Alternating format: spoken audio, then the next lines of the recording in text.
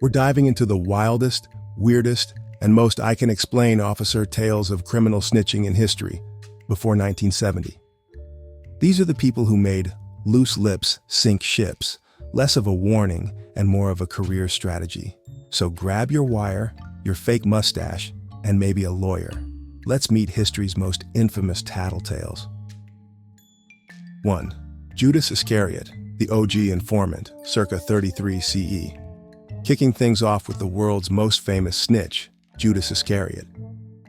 You know you're a legendary tattletale when your name becomes a synonym for traitor in every language except Klingon.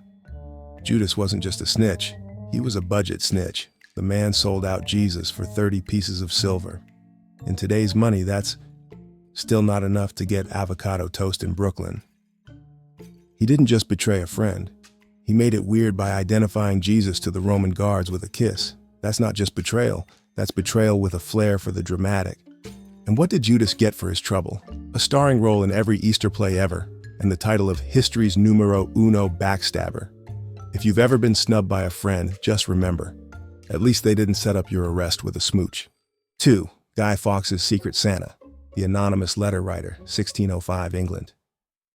Fast forward to the gunpowder plot of 1605. A group of English Catholics planned to turn Parliament into confetti, with King James as the surprise piñata. But somewhere, among the plotters, was a party pooper with a pen. An anonymous letter warned authorities, hey, maybe don't sit in Parliament on November 5th. Just a thought. The king's men checked the cellars and found Guy Fawkes with enough gunpowder to start a small fireworks business. Historians still debate who wrote the letter. Was it an inside man, a worried cousin, or just someone who hated surprise parties? Either way, the snitch saved the king, ruined Guy Fawkes' week, and doomed every future British bonfire night to awkward explanations.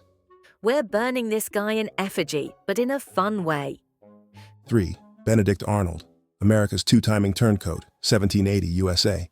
You can't talk about criminal snitches without mentioning Benedict Arnold, the guy whose name became American shorthand for "Don't trust this dude with your Netflix password."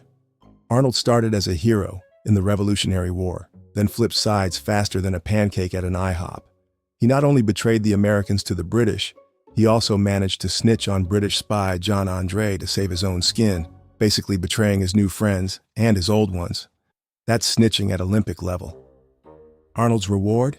He got to live in England, where nobody liked him there either, and every American schoolchild gets to call him a traitor for extra credit. 4. The pirate who broke the code, Calico Jack's crew, 1720 Bahamas.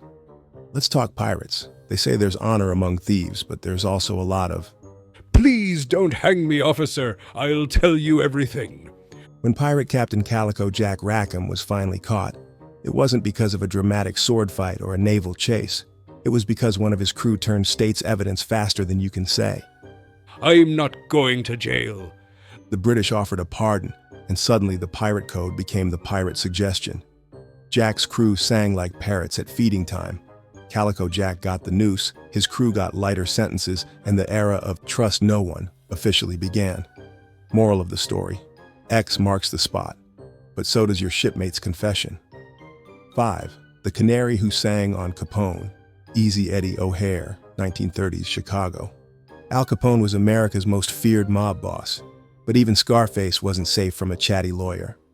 Enter Easy Eddie O'Hare, attorney, numbers man, and the kind of guy who'd probably ask for a receipt at a speakeasy. Eddie flipped on Capone, handing the feds enough dirt to nail him for tax evasion. Capone finally went to prison, not for murder or bootlegging, but for bad math. How embarrassing. O'Hare's reward? Not a gold watch, more like a hail of bullets in a Chicago alley.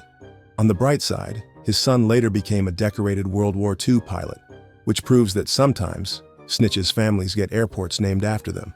Take that, Omerta. 6. The supergrass who sprouted, Bertie Smalls, 1973 London. Okay, this one is 1973, but it's too juicy to leave out. Bertie Smalls was the original supergrass, which in British means snitch so big he needed his own garden. Bertie and his gang robbed banks, but when he got caught, he didn't just flip, he cartwheeled. Bertie ratted out 21 fellow criminals in exchange for immunity and a comfy seat in witness protection. British gangsters started checking under their beds for microphones and hiding their confessions in their tea. Bertie's testimony led to the phrase supergrass and a boom in sales of fake mustaches and trench coats across England. 7. The mob's gossip queen, Virginia Hill, 1940s USA. Meet Virginia Hill, mob girlfriend, money runner, and the original, real housewife of organized crime. When the feds came knocking, Virginia traded loyalty for a microphone and spilled more mob secrets than a New Jersey hair salon.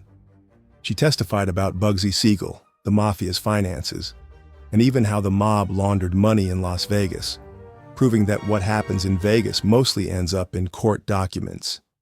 The mafia called her Queen of the Mob, but after her testimony, they mostly called her that woman who ruined everything.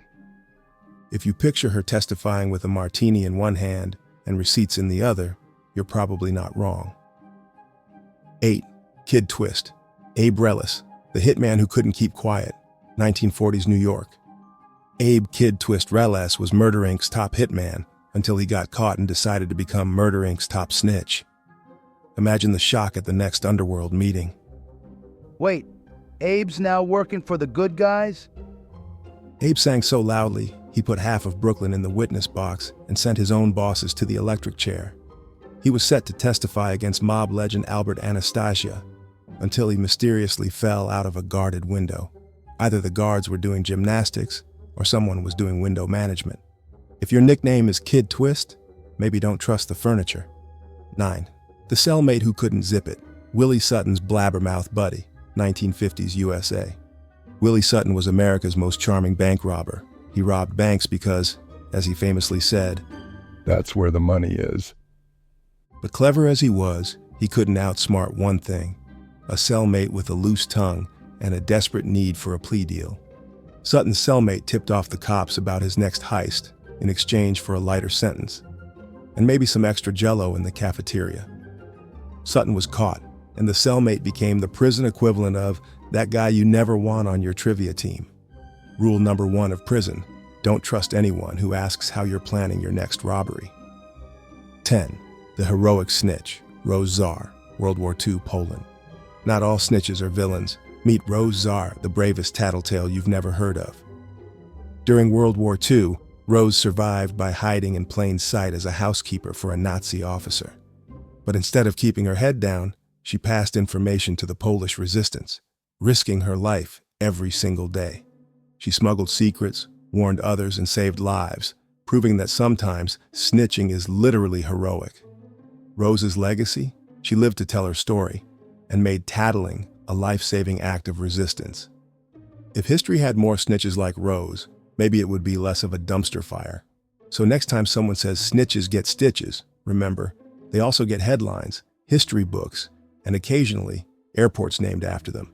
From pirates to mobsters to undercover heroines, there's always someone ready to spill the beans, change the game, and make the rest of the gang very, very nervous. Want more wild, weird, and hilarious history? Hit subscribe, ring the bell, and join us next time. No code words or wiretaps required. And if you ever find yourself in a secret society, maybe double check for hidden microphones, and maybe don't trust that guy in the corner with the notepad.